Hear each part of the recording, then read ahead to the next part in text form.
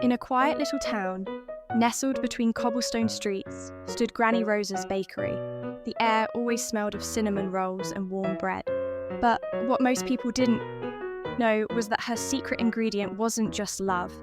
It was her chubby, fluffy assistant Biscuit the cat. Biscuit wasn't just any cat. Every morning, before the sun rose, he would paw at the flour, sniff the cinnamon, and nudge the dough just right. Whenever Granny Rosa was busy, Biscuit made sure things were in order, though he also took plenty of naps on the flour sacks.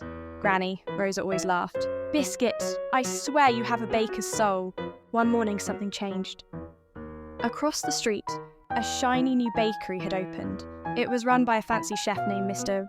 Pierre, who wore a tall hat and boasted that his desserts were the finest in town. People rushed to his shop, eager to try the colourful pastries and glossy cakes. Slowly, Granny Rosa's bakery became quiet. Fewer and fewer people came in. Biscuit sat by the window, watching customers walk past. He let out a tiny, worried meow. He couldn't let Granny Rosa's bakery fail. That night, when Granny Rosa went to bed, Biscuit got to work. He nudged open the flour jar, tapped cinnamon into the mix and swirled in some honey.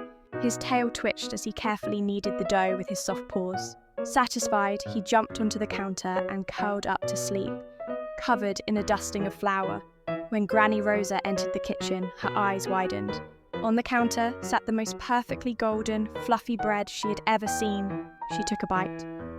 "Oh my stars, this is the best bread I've ever tasted."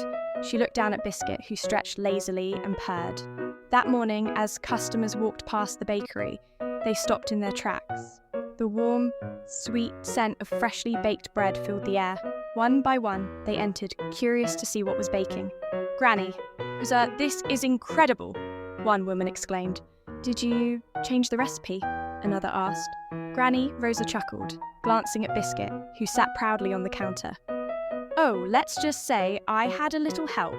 Word spread quickly. People lined up for Biscuit's famous bread, and soon Granny Rosa's bakery was busier than ever. Even Mr. Pierre stopped by one day, grumbling as he took a bite. This is quite good." From that day on, Biscuit was more than just a bakery cat.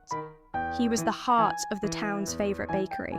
And as for Mr. Pierre, well, let's just say he never figured out Granny Rosa's secret ingredient. But if you ever stopped by the bakery, you'd see a chubby orange cat, napping on the counter, with just a little bit of flour on his whiskers. The end.